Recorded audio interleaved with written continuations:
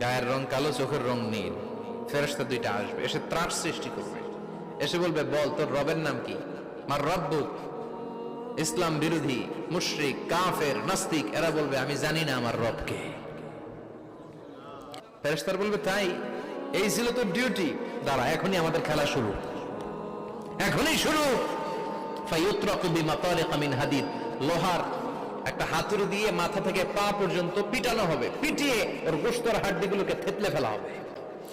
ওয়ায়ুকালু লিল আরদি ইলতাইমি, কবরের দুই পাশের মাটিরে বলা হবে, এবারে দুই দিক থেকে তোরা চাপ দে।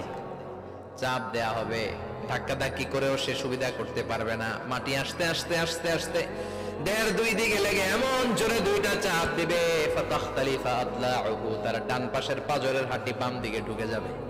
এই জন্য মাঝে মাঝে কবরে যাবেন, কবরস্থানে দাঁড়িয়ে চিন্তা করবেন, এই জায়গায় আমারও আসতে হবে। দিন যাবে, রাত আসবে, বৃষ্টি হবে, শীত আসবে, কেউ আমার দেখতে আসবে না, একা থাকতে হবে।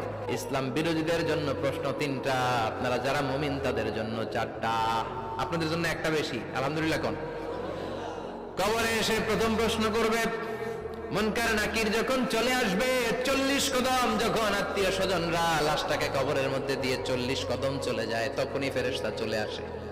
আহা, শেষ, সব শেষ। এসেই পরীক্ষা শুরু। মার রব্বুক, তোর রবের নাম কি? চিল্লায় বলেন, আমাদের রবের নাম কি? আমরা বলবো, রব্বি আল্লাহ, আল্লাহ আমারে রব। দমে দমে তনু মনে তারি অনুভব, পড়েন, আল্লাহ আমারে রব। তোমার দুনিয়াতে আমি যেদিকে তাকাই, অথই নিয়ামতে ডুবে আছি সবাই। পাখপাখালির গানে শুনি তসবিহ কলো রব, তসবিহ কলো রব, আল্লাহ আমারে রব। প্রথম প্রশ্ন, তোমার রবকে? আমরা বলবো, আমাদের রব আল্লাহ। দ্বিতীয় প্রশ্ন, ওমা দীনু, তোমার ধর্মের নাম কি? আমরা কি বলবো? তৃতীয় প্রশ্ন, বিশ্বনবীর চেহারা দেখিয়ে বলা হবে, আতারিফু হাদার রাজুল, এই লোকটারে চিনো নাকি? আমরা বলবো, চিনি, আমাদের প্রাণের নবী, ঠিক কি না? চাঁদের চেয়ে সুন্দর তুমি নবী, আমার কামলিহি ওয়ালা, দু জাহানের বাদশাহ তুমি, প্যারা নবী সাল্লে আলা, চাঁদের চেয়ে সুন্দর তুমি নবী, আমার কামলিহি ওয়ালা, ঠিক কি না? তিনটা প্রশ্নের যথাযথ উত্তর যখন দিয়ে দিলেন, আপনার জন্য অতিরিক্ত আরেকটা প্রশ্ন করা হবে, ওয়ামা ইলমুক, তোমার নলেজ কি? তিনটা প্রশ্নের উত্তর যে তুমি করতে পারলা, কিভাবে পারলা, কেমনে জানলা?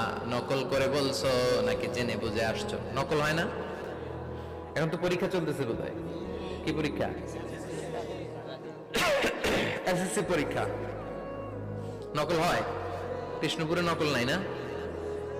এখন মনে হয় এগুলো একটু কমছে। একটা সময় ছিল অনেক নকল হইতো, পাঞ্জাবের ভিতরে নকল, পকেটে নকল, টুপির ভিতরে নকল, মৌজার ভিতরেও নকল, এমনকি মেয়েরাও নকল করে পরীক্ষার হলে আসে না নাই? স্কেলের মধ্যে লিখে নিয়ে যায়, হাতের মধ্যে লিখে নিয়ে যায়, ওড়নায় লিখে নিয়ে যায়, কাপড়ে লিখে নিয়ে যায়, আসে না নাই? ফেরেশতারা বলবে, নকল করছো নাকি? কেমনে জানলা? তিনটা প্রশ্নের উত্তর তুমি কেমনে বললা? আল্লাহ তোমার রব, ইসলাম তোমার ধর্ম, এই লোকটা বিশ্বনবী, কেমনে চিনলা? আপনাকে তখন বলতে হবে, আমি কোরআন থেকে শিখেছি, আমি হাদিস থেকে শিখেছি, আমি ইসলাম জেনে বুঝে মেনেছি, আমি আন্দাজে কোথাও করি নাই। চিল্লা এখন ঠিক কিনা? আপনাকে বলতে হবে, এজন্য শিখতে হবে, প্রতিনিয়ত ইসলাম সম্পর্কে জানতে হবে, আখের গোছাতে হবে, জীবনটাকে আলোকিত করতে হবে। চিল্লায় বলেন ঠিক কিনা? চারটা প্রশ্নই যখন হয়ে গেল, ফেরেশতারা বলবে, আহলান ওয়া সাহলান ওয়া মারহাবান বিক, খোশামদেদ, কংগ্রাচুলেশন। সব প্রশ্নের উত্তর তুমি পেরেছো। ফায়ুফসাহু লাহু কবরুহু ৭০ যিরান, আপনার কবরটারে ৭০ হাত লম্বা করে দেয়া হবে। ওয়া ইফতাহু লাহু বাবুন ইলাল জান্নাহ, আপনার কবর থেকে জান্নাতের দিকে দরজা খুলে দেয়া হবে। ওয়া ইউলবাসু মিন লিবাসি আহলিল জান্নাহ, জান্নাতের দুইটা রেশমি কাপড়ের পোশাক এনে আপনারে পরিয়ে দেয়া হবে।